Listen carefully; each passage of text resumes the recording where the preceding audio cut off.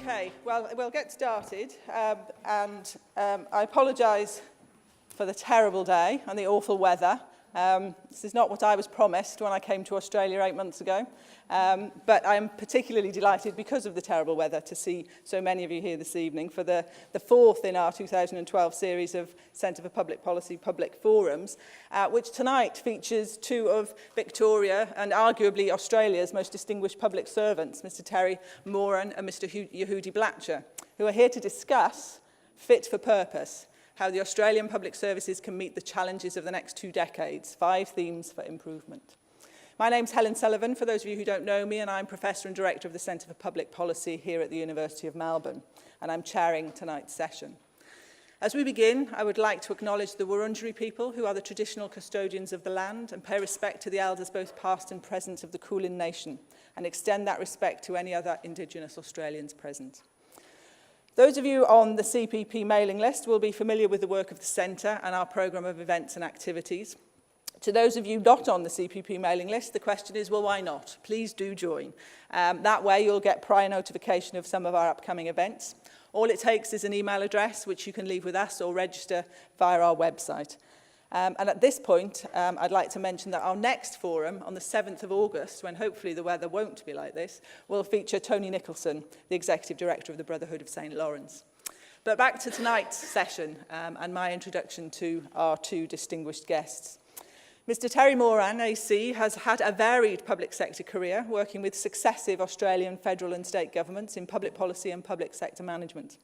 His early career as a CEO focused on building Australia's education and technical skills capacity. But in 2000, Mr Moran was appointed Secretary of the Department of Premier and Cabinet in Victoria, where he played a leading role in developing an ambitious national reform agenda, subsequently agreed by all states and the Commonwealth Government. Mr Moran was Secretary of the Department of the Prime Minister and Cabinet from March 2008 to September 2011, overseeing further development and implementation of this national reform agenda, particularly through social policy.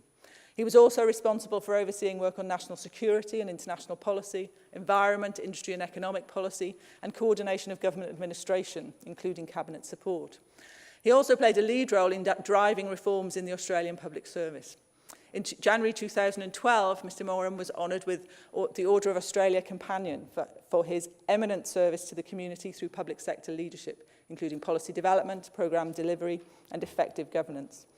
Unsurprising in one who has challenged existing institutions at state and federal levels, Terry sees the role of a public servant as offering frank and fearless advice, and he was quoted earlier this year as saying that one of the highest virtues of a public servant would be respect for scepticism. Yehudi Blacher, who will be our respondent this evening, is currently Deputy President of the Institute of Public Administration Australia. Yehudi joined the Victorian Public Service in 1980, and for over a 30-year period he held a variety of senior positions, both policy and operational, each dealing with major reforms to different aspects of the public sector. He was awarded the Public Service Medal in 2012 for his outstanding service in the instigation, promotion and implementation of innovative reforms in public administration. An award he acknowledged with what I am growing to appreciate as I get to know Yehudi, is with his customary modesty, saying you don't expect these things for working within your profession. He continues his work in part through his relatively new role as a professorial fellow with the Centre for Public Policy here at the University of Melbourne. So you will see that tonight we are in both safe and sage hands. The format for this evening will be the usual format. Terry Moran will speak for 40 minutes or so, outlining his arguments, and then Yehudi will offer a response for about 10 to 15 minutes. We will then open the session up for the audience for questions and discussion. And as usual, we are recording the event because very many people who do take great interest in what the Centre does and do watch our live, well not live, but our recorded broadcasts, now expect us to record these. So I do hope that everybody's okay with that. There will be a post-event reception as usual in the auditorium, and we would very much like you to stay and join us for that. So without further ado, I'd like to welcome Mr Terry Moran to come and address you. Terry.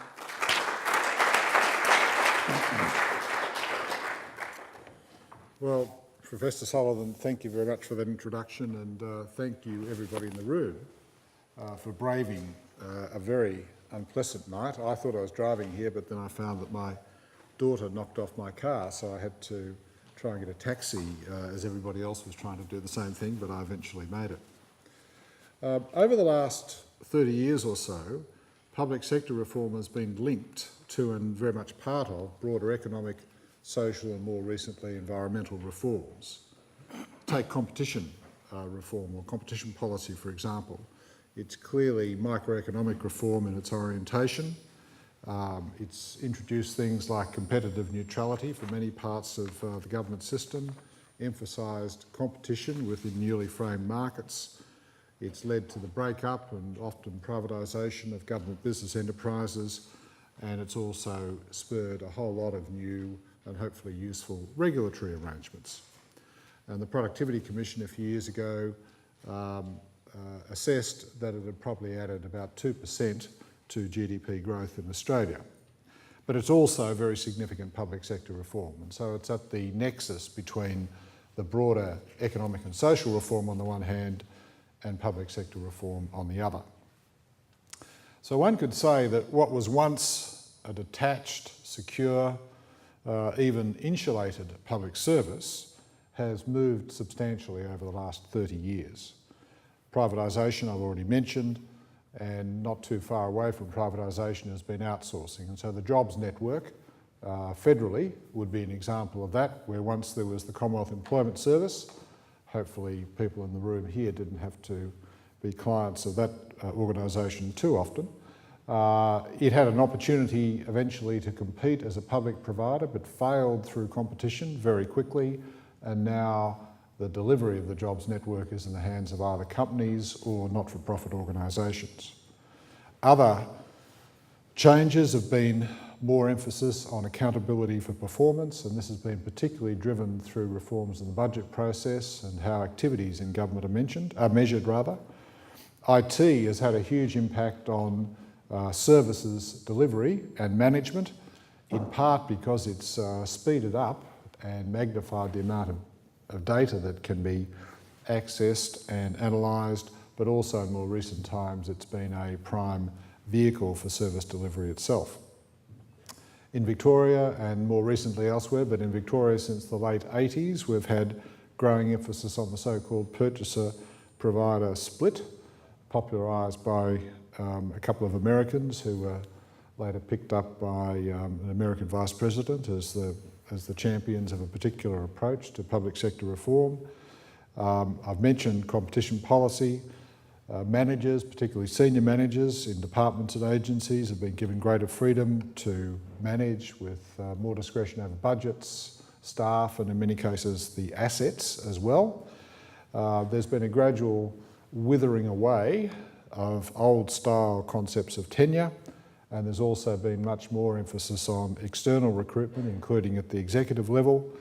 And there's a broader policy literacy outside government, so that on many important issues, even if it's not the Age that reports it, elsewhere there can be debates between well-informed people with different perspectives on the important issues of our time. And then finally, there have been very major financial reforms within the public sector, which have not quite been as successful as the early enthusiasts for program budgeting had hoped, but nonetheless have had a very big impact on how well public funds are used. So one could say that largely over that period of time there's been a positive impact from these reforms, but it's also true to say that the public service world is far from perfect. Australia itself has done well out of the broader policy-driven reforms as well as these public sector reforms. So if you look back, not just to the early 80s, but go further back to the late 60s and mid-70s, we've gone down a path of much greater global economic engagement. We've seen continuing structural change in the economy, and that's not just been in manufacturing, but in other areas as well. So, for example, education export is now a very large and important export industry. It barely existed in the early 80s. And by and large, the workforce required in most industries has had to become more highly skilled, whether that be through the offerings of universities or offerings within the vocational education and training sector, and many of the activities people in many sectors undertake are higher value in terms of, and higher complexity in terms of their impact, and hopefully better for the economy and better for the individuals concerned. So we've had economic growth, we've had increasing prosperity, and Australia as an economy has been tested in a series of crises, most recently the global financial crisis, and now, as would be acknowledged by many people, but not all people in our society, we're probably the best performing developed economy, and this is due not just to the success of the resources sector, but it's due to other parts of the economy, indeed parts of the economy that were negligible in their size and impact in the 80s, early 80s, but have since become much more important, and even medical research and what it leads to is part of that, but so too is tourism, education export, and a burgeoning services to the resources sector part of the economy, plus a reconfigured manufacturing centre that's increasingly supporting investment in the resources sector. But there are other success stories as well. So as at the end of March, we've got GDP growth over a 12-month period of 4.3%, which I've just been to Europe for 2 weeks, and from that perspective, that looks astonishing. We've got very low public debt. That looks astonishing. We've got robust economic institutions. That's not as common in the developed world as some might expect. We've got low unemployment, 5.1%. I was in Madrid a bit over a week ago. Total unemployment 25%, youth unemployment of 50%. The budget will return to surplus in the year commencing the 1st of July. Business investment is up, and it's not all going into the resources sector. And industrial disputes have continued to trend down, although there are a couple of industry areas where there are the odd exception. And along with all of this, we've had major social policy reforms. Can't go through them all, but obviously health and education are important. And in post-school education, by way of an example, there's been a huge increase in enrolments, participation, completions and so forth. But there have also been quite massive changes to welfare benefits, which have meant that we haven't gone down the same path as many of the European countries, and as a result got into all sorts of trouble more generally with a government sector in the economy that would be much, much greater as a percentage of GDP than it is here in Australia. And in the last few years, we've had another spate of reform. The responses to climate change, which are still controversial, with a market-based mechanism for pricing carbon emissions coming into effect from the 1st of July. We've had the beginning of the rollout of the National Broadband Network, which is not only likely to be a transformative influence within the economy and a source of productivity improvement, but it will have big impacts on areas like health and education, and it's also a test by the Commonwealth Government of a new way of doing really big infrastructure projects, where it's all taken outside a traditional departmental structure, and in this case put into a company, private sector organisation with its own specialist board of private sector people and highly capable executives and managers brought in from outside as well. We've had the beginning of another series of reforms on public hospitals agreed with all states and territories in the Commonwealth last year through the Council of Australian Governments. We've had pension increases, although the pensioners don't seem to fully understand that. We're about to embark upon a National Disability Insurance Scheme, which has been worked through already by the Productivity Commission, as they've also looked at how we could reform the struggling aged care sector in Australia. And beneath all of these things, where it comes to domestic policy, you've had a rewriting of the rule book on Commonwealth State financial relations, although I'm not sure Brian is as enthusiastic about it as sometimes I am. So all of these things, and many others that I haven't mentioned, represent a very considerable policy load that's been picked up by parts of the Commonwealth and the state and territory public services, but an even bigger implementation and service delivery load, particularly at the state and territory level and in a few Commonwealth Government departments. But the public remains grumpy and unhappy. And I think it was last week in Crikey, they reported the results of some attitudes research, and one question and the answers to it really struck me. So the question was, do you agree or disagree with this proposition? An act of government is necessary to provide services and to protect ordinary Australians from unfair policies and practices on the part of large financial and/or industrial groupings.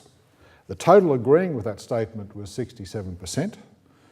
ALP and Greens voters registered 82% agreement, but to my astonishment, LNP voters registered 59%. It's not quite what I would have expected. But that general approach, through surveys done by a variety of people, including at least one survey that's benchmarked against US results done in Australia by Quantum, that result has been there in data that I've seen over the last 15 or 20 years quite consistently. So through all this period of reform, the Australian public was not at one with many other people who wanted to pare back government or dramatically change its role in our society. I'm not making a judgment as to whether we should pare it back or whatever, but I'm simply saying that perhaps true to our colonial past or our convict past, there are still lots of people who are pretty good at admiring what the colonies invented in penal times and what's persisted as a theme through Australian government since then, something that Laura Tingle has written about recently in her essay on Great Expectations. And then you might say, well, if people think that about government, they're probably in favour of big government, but they're not. 44% of people agreed with the proposition that government is too large. So the government wants, rather people want stuff that government can do, but they want it presumably cheaply done and modestly presented. So that takes me into public sector reform. And since the Coombs Royal Commission report was published in 1976, there have been a number of goes at public service reform in Australia. Coombs himself had been set up by Gough Whitlam at the urging of Peter Walensky, who was then sent off to run the Secretariat for the Coombs Royal Commission for a while. And Walensky was sort of the leading edge of insurgent baby boomers in the Commonwealth Public Service. Although he wasn't genuinely a baby boomer himself, he sort of stood for that cause. By that I mean, these were the younger people who wanted to knock off the old mandarins and see a surge of younger people coming through into senior positions. And by and large they were successful, and they didn't really need a Royal Commission to achieve it. But nonetheless, Coombs reported in terms of emphasising a public service that was more responsive to government, involved the community more and got out into the community more, and more emphasis on results-based management. But having been started by Whitlam, Coombs reported to Fraser, and Fraser had made a point politically stressing that he was different to Whitlam and was very much the traditionalist in terms of how the public service should operate. And it's one of the many things that I'm very fond of in terms of Malcolm Fraser's view of life. So Coombs was a long narrative. I think it was about 5 volumes, although many of the volumes were consultancy reports written by academics and others. But although it was a long narrative, an intricate narrative, some would say it was low impact. So the impact for the length wasn't quite as you would have expected. In 1980, there was a review of Commonwealth functions which led to some trimming at the Commonwealth level. There was a new Public Service Reform Act in 1984, which came out of an initiative taken by John Dawkins as Finance Minister in the first Hawke government. And indeed the report on which that was based was written, as if I'm correct in my memory, by Roger Beale, who retired as a Commonwealth Departmental Secretary a few years ago. And one of the things that that Act provided for was an ability to deploy senior leaders within the public service more readily, including, I think, the establishment of the Senior Executive Service concept. In 1987, at the urging of Peter Walensky, the Public Service Board, the central personnel agency, was eliminated, and it was easier to get at secretaries as a result of that. And in 1996, there were further changes which made secretaries employment based on contracts with performance expectations. And then in 1999, there was some fitting of values in, and an emphasis on the merit principle and a stronger role for the Public Service Commission. Now, all of this stuff is for most people, and I'm sure that includes most people here tonight, eye-glazingly boring. But the point of it is that all of these reform themes have to do with the internal HR processes of government. And you'd say, well, why is it so? Because there was a parallel stream of reform that emphasised financial management issues, and I think ultimately that parallel stream had more impact and was of more consequence than the traditional public service reform agenda. And I think the principal reason that this was all a bit dull was that it never encouraged the public service to come to terms ultimately with the connection between what the public service did or delivered and citizens. And that was the point that the reform review that I was responsible for, which led to a report called Ahead of the Game, that was what it was trying to say. It was trying to say, well, all this other stuff is important and we're doing useful things, but at the end of the day, citizens are number one, and that indeed was the first of 4 themes in the report Ahead of the Game. There were a few other things in it, but I won't go through it in detail, but one important issue from my point of view is that it defined the roles of departmental secretaries, and one of them was put forward as being stewardship. Stewardship as individuals in respect of their own departments as public service institutions, and stewardship collectively as a group of secretaries for the quality and capacity of the public service as a whole.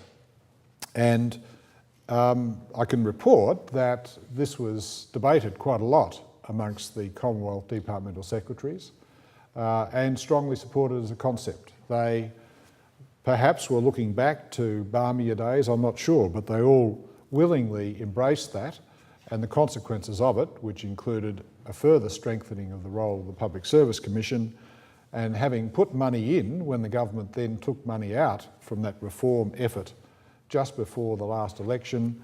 After the election, all the secretaries got together and said, don't worry, we'll find the money ourselves in our departments and give it to the Public Service Commission, so that with one exception, the Commission can get on with the reforms, and so it's proved to be the case.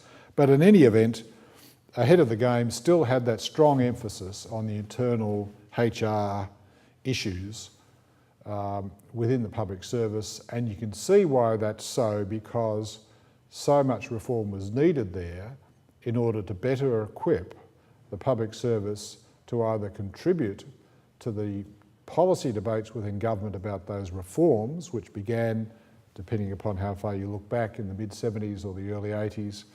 And I think those reforms could have been better, but they took the public services a long way down the path of being adept at dealing with that reform challenge. So to think about where the public service is going now, I for my part think that you can't do that unless you have a focus on what the new challenges are for government. And one could have any number of them, and I won't dwell on them for long, but I've got 5 and I'll just mention those. So firstly, there's a challenge for government in citizen expectations. There's what one could derive from those survey results that I mentioned about what people think about the role of government. There's always still, despite the reforms, a big Commonwealth-state relations component, and there's also an issue about how responsive the public services are to citizens and their needs. The second big challenge is competitiveness in the economy. So we've got the usual issues like tax reform, industrial relations reform. We've got the challenge of accelerated structural adjustment in export-exposed parts of the economy. We've got a decline in relative educational performance, particularly in schooling. where the countries that are improving are those in our region of the world, and we ought to be deeply worried about what the PISA testing is showing about that decline in relative educational performance. And then under the competitiveness heading, we've got the inevitable worry all the time about how well we're going, how successful we'll be in a global economy which in large part, particularly Europe and the United States, is highly stressed at the moment, such that we can't necessarily assume the sorts of global GDP growth and our share of it that was there over the last few years.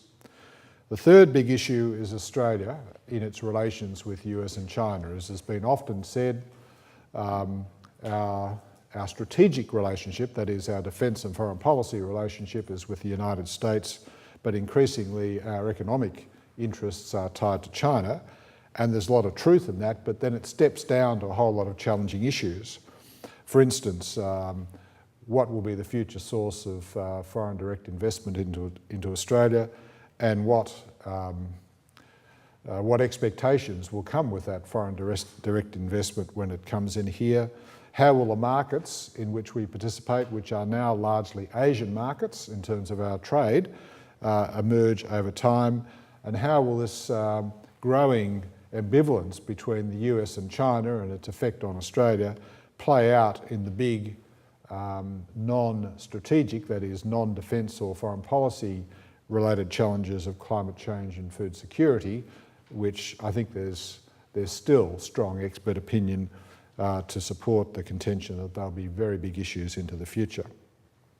The fourth big challenge is around domestic services, the unrequited expectations of citizens for more on health, more on education, more on infrastructure, and the disgrace of the unresolved issues about Indigenous Australians, particularly in remote Australia, despite vast amounts of money being poured into communities, and at least since the late 70s making things worse rather than better.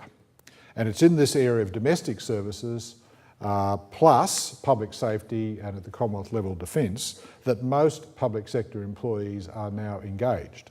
So whatever the policy challenges might be, how well those services go has got a lot to do with how well tuned that majority of public servants at a national level, I shouldn't say public servants, public sector employees at a national level and at a state and territory level are going. And the fifth big challenge, as it's been since the Second World War, but it's probably, if anything, getting a bit bigger, and that is coping with the massive diversity in our population. And by that I mean the different backgrounds of people, whether it be national, language, ethnicity, backgrounds, and the associated differences in the skill profiles that people can bring into the economy, and as a result of that, the level of success in economic terms which they can expect. Also, many of these groups have assumptions about government that are different to the assumptions of the, how can I put it, the Anglo-Saxon Irish heritage of the country that's basically been dominant in the way our constitution was formed and how the conventions governing our system of government emerged, particularly at the national level, for over the last century. So on this challenges front, we dodged the post-GFC economic bullet, but there was actually more to it in our case than booming resources, because all those other reforms had added to the diversity and strength of our economy. But I think that the sort of challenges and others that I haven't mentioned mean that complacency shouldn't dominate our thinking into the future. So how does government, in particular the public services, improve to cope with these and other challenges? And I think there are 5 points. Policy linkage, which is really about the relevance of what the public service does, but also is it focusing its efforts on the high priority initiatives which will yield most either for community wellbeing or for GDP growth. Accountability in the sense of can we get maximum impact for what the public services do, as well as tighter lines of responsibility to individuals and groups for achieving that impact. Citizens, improving their satisfaction, but many other things besides. Efficiency, that's that lower cost issue. And then finally, the role of government.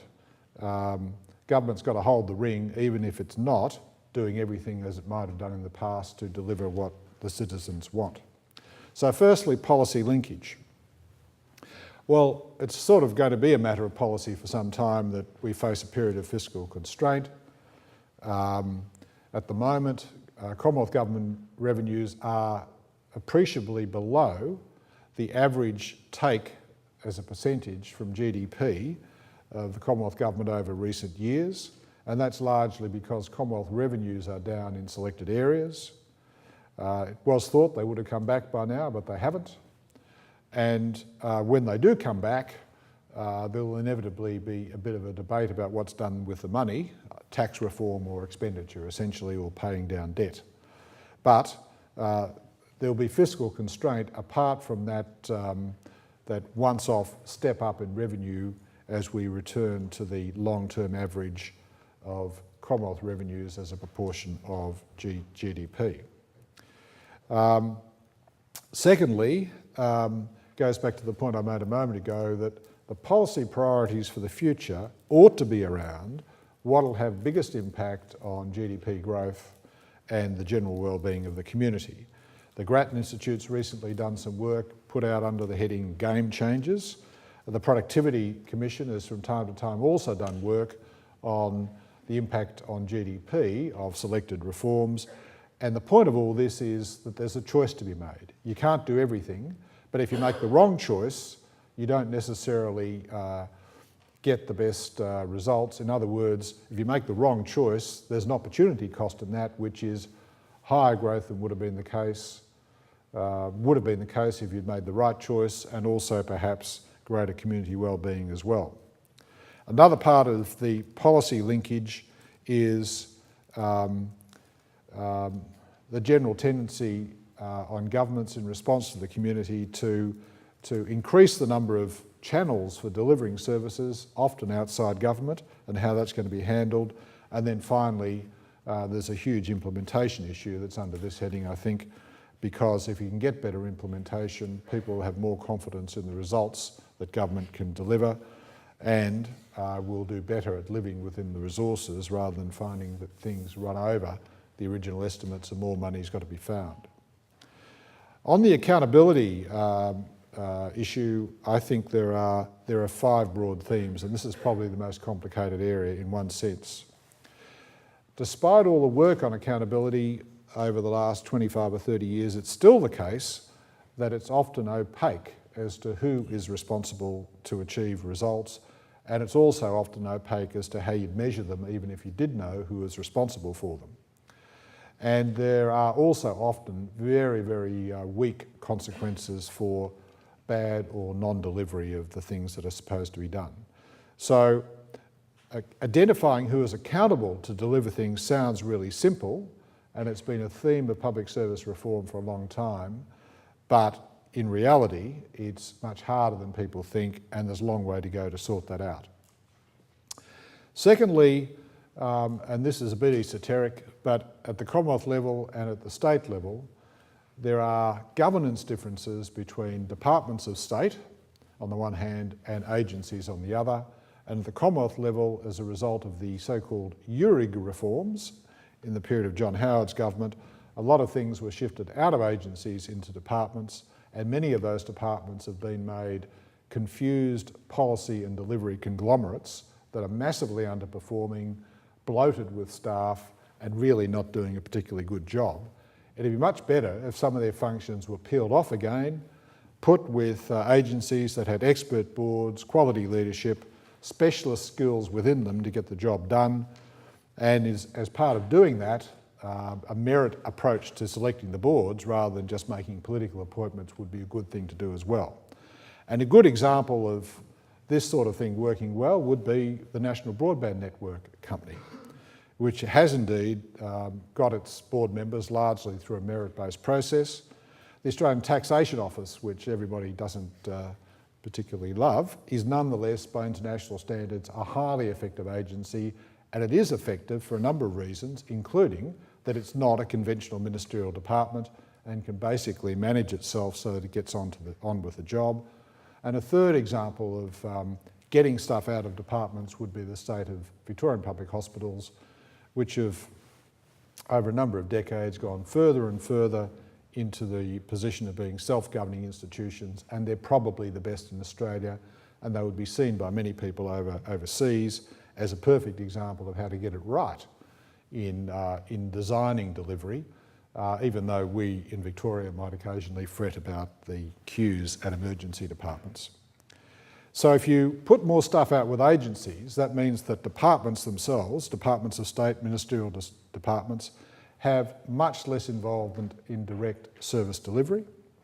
Support ministers in respect of policy, legislation, budgets, keeping an eye on results, public presentation, but basically the theme for government departments should be, in my view, less is more. They should be smaller, they should be more focused, but they should do what they are left with better than in some cases they do at the moment. The skills needed in departments are therefore likely to be rather different to the skills needed in most of the agencies that I've been talking about. The third issue under accountability is the role of ministers, and in particular the decay in ministerial responsibility. It used to be the case that ministers could be clear about what they're responsible for, but I think most of that's fallen away, and if you're not clear about what you're responsible for, you're actually not responsible for anything. And therefore you'll notice in the media occasionally there's a bit of fuss about whether people are taking responsibility for things at a ministerial level.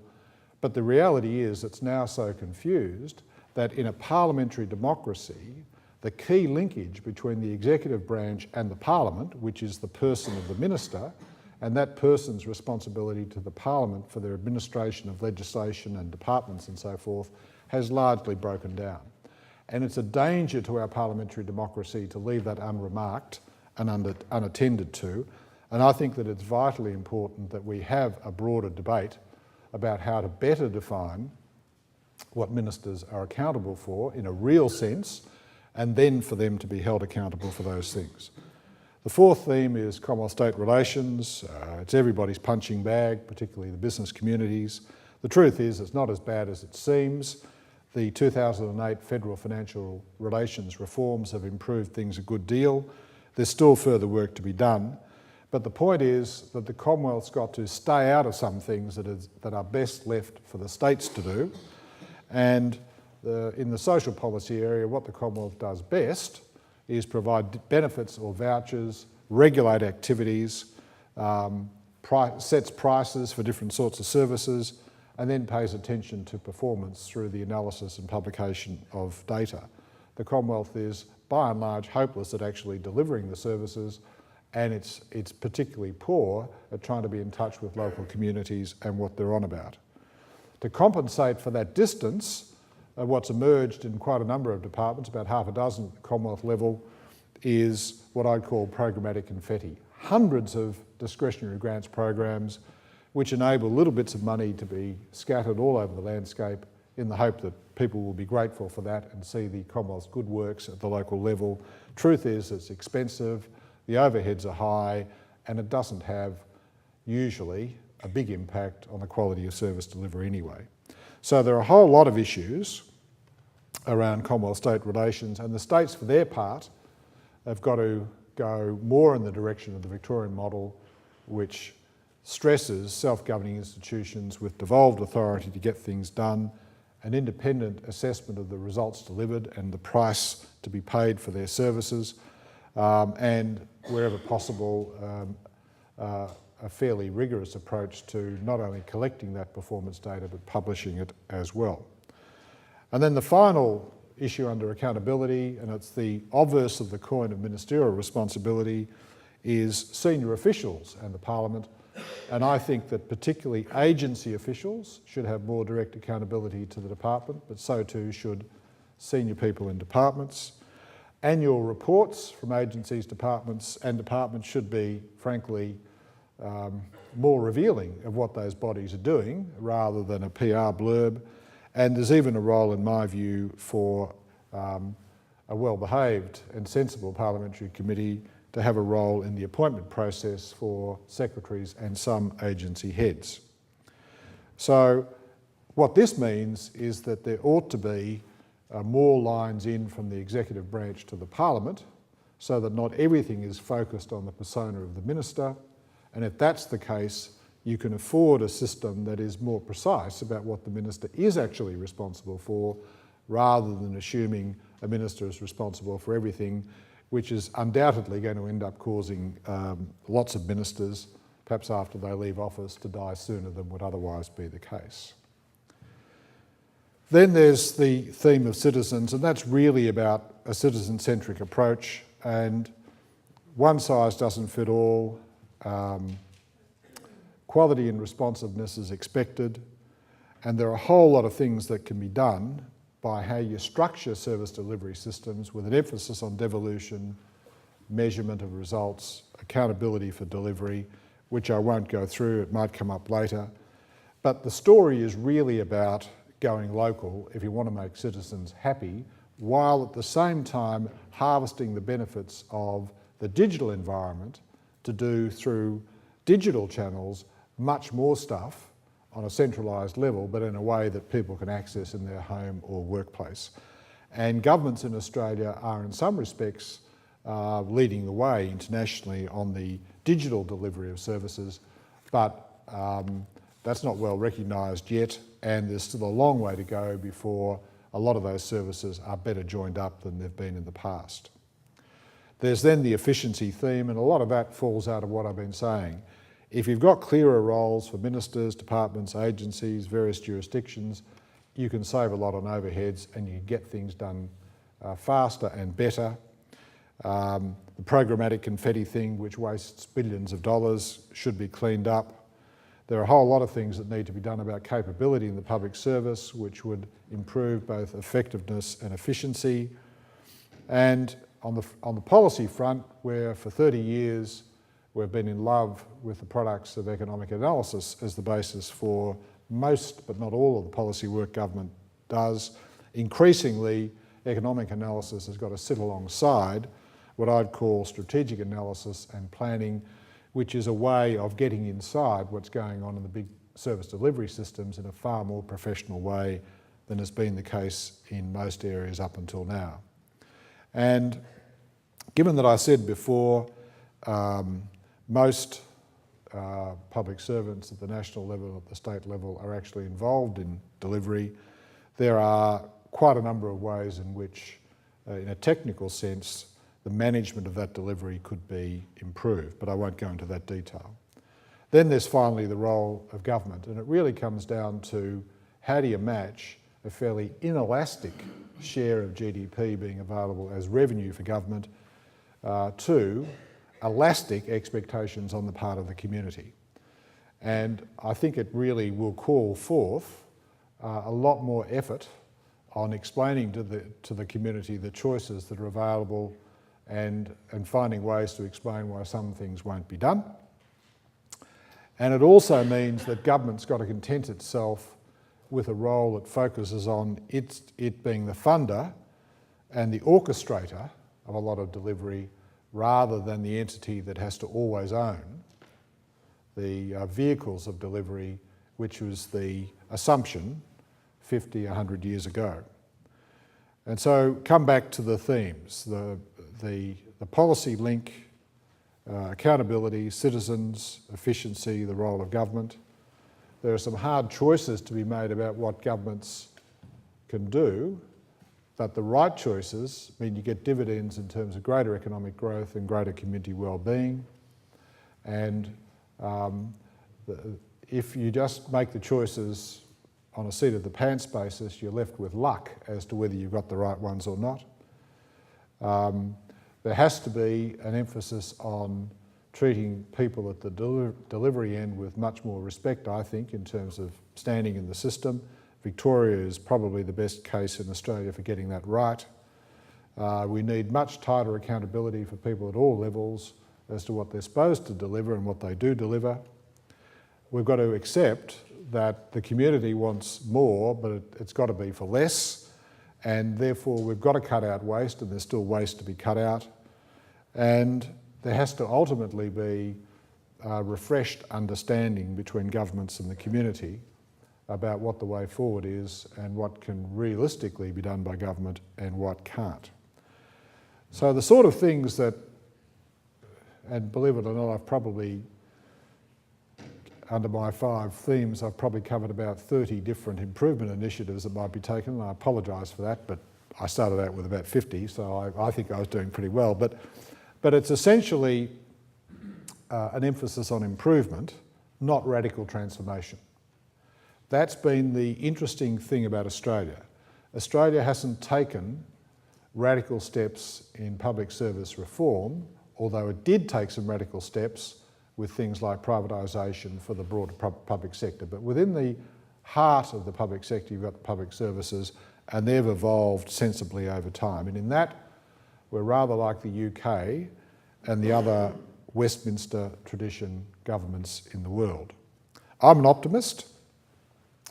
Having been around for a long time now, I see huge change since the late 70s. I see better results being delivered. I don't think the institutional ethos of the public service has been destroyed. It's still there, well and truly strong.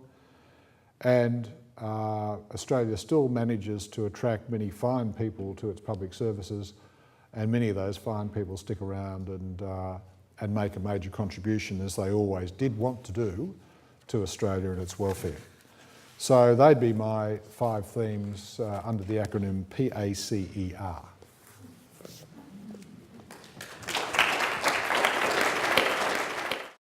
As usual, and I've heard many of Terry's speeches, Terry's provided us with a very wide-ranging speech, rich in history and substance. And as I was sort of reflecting on what I might say, I find that there's probably nothing in his speech that I would disagree with. Maybe that's in part because, like Terry, I've been around for a long time, and if you take the sort of broad historical perspective, then there's been a trajectory of significant improvements, both in the quality of public services and the way in which public services operate over the last 20 or 30 years of essentially my professional life. What I want to do then is, rather than reiterate particular points that Terry's made to help you sort of gauge the questions that you might ask, I just want to touch on 2 or 3 issues that I think bear a bit more emphasis. The first issue is the issue that underpins the subtext, I guess, of the title of Terry's speech. The subtitle is How Public Services Can Meet the Challenges of the Next 2 Decades. And I'd like to suggest that the mix of skills and capabilities that Australian public services have to exhibit over the next 2 decades depends on the answer to a prior question, and it was touched on in Terry's speech. What are the most appropriate forms of delivery of public services in the country? And over the past 3 decades, we've seen a continuous move, both Commonwealth and state level, of services to be provided by other agencies other than government directly. Among the states, that trend has been very uneven, but I think it's fair to say that in Victoria it's been the most pronounced. Corporatisation, privatisation, contracting out to non-government and private providers are all in the mix. And on the assumption that this trend will continue, the key question for public services around Australia is, do they have the skills to manage the varying relationships that are embedded in the different modes of service delivery? And I think it's fair to say that the report card on this is probably mixed. In general, I think we do pretty well. And despite the often unnecessarily polemical tone of Auditor General's reports, particularly here in Victoria over the past period, in many ways the Auditor General is quite right in highlighting, I guess, a less than optimum set of skills and therefore putting in front of public servants in Victoria a real set of challenges. I think there are issues in the context of program and project design, contract specification, contract management of many projects and programs. And I think if we're thinking about the public service of the future, then the development of those sorts of skills and the various accountabilities that relate to them are very important. Terry made, I think, one very salient point, and that is that we have a system where we have very poor accountability for poor performance.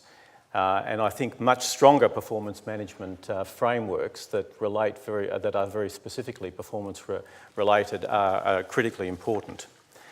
The second point I'd like to make relates to something that Terry didn't raise, but I think is significantly important in the sort of context in which we have to operate. And that is the issue of the role of media and its impact on government. The imminent changes announced by Fairfax and News Limited are only the latest transformations which are occurring in a variety of media forms. What we're witnessing, I think, in many ways is an almost perfect storm, and the impacts of the new media environments are really lost on government. That is, how to manage that. And let me just suggest that there are sort of three interrelated trends that are occurring.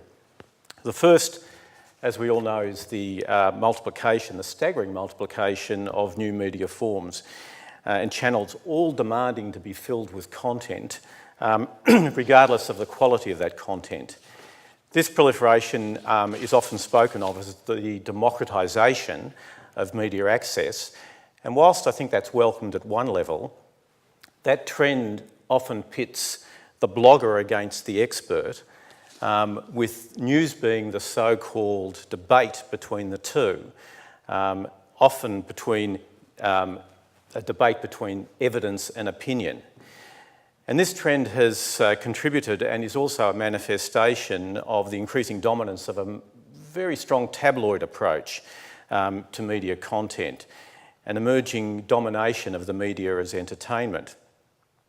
And this, combined with the increasing tendency of people to get their views through IT-based platforms, which enables one to flick back and forth page to page in an instant, means that it's increasingly difficult to explain complex issues to audiences with short concentration spans and the means to go elsewhere. And the third trend is the decline in the trust and attachment to long-standing important institutions, and Terry raised that in his presentation. And I think though some of the recent polling that we've seen, Terry referred to Crikey, also some reports out of Lowy, I think are very, very disturbing in terms of the declining trust in highly valued institutions like the High Court, like the RBA. And even more so, some of the comments or some of the observations out of the recent Lowy survey, which had only 60% of Australians agreeing that democracy is preferable to any other kind of government. And for people 18 to 25, that was down to 39%.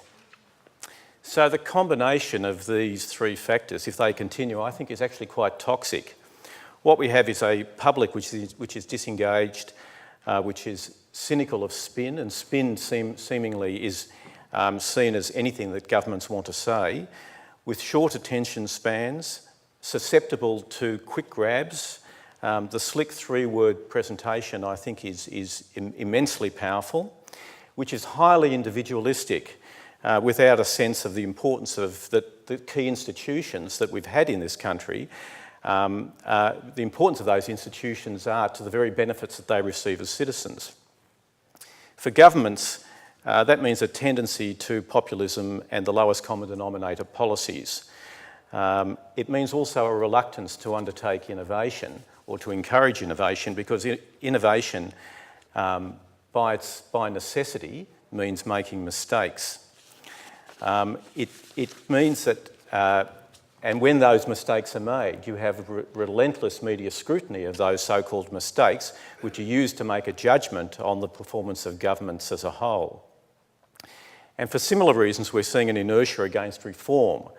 And when reforms are undertaken, they become so compromised because the ability of local interests or very vocal interests to oppose change, that the so-called, to an extent that many of the so-called reforms are useless, or certainly don't meet their objectives. And I think notwithstanding some of the important concepts underpinning the new carbon arrangements that are coming in, the fact that the carbon arrangements were supposed to send a price signal and be transformative, but in fact the results of what we have is that the price signals will be so blunted because pretty well everybody is going to get something in order to blunt that signal. Similarly, we've seen similar issues in relation to the mining taxes. So what does this mean for public services? More than ever, public servants are going to need to provide, and Terry made the comment earlier, need to focus on, in a sense, core skills, the provision of frank and fearless advice, but high quality evidence-based advice to executive government. It also means encouraging governments to communicate using ways beyond the press release and the Twitter. In fact, I can't think of anything worse than politicians engaging in 140 characters and thinking that they're communicating on any basis with their constituencies. Let me finish with a couple of comments about Terry himself and his career.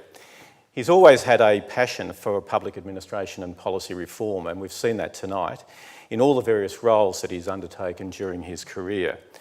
Not only did he talk about reform, but he's also undertaken reform. But always it's been within a sense of the traditions of our system of public administration.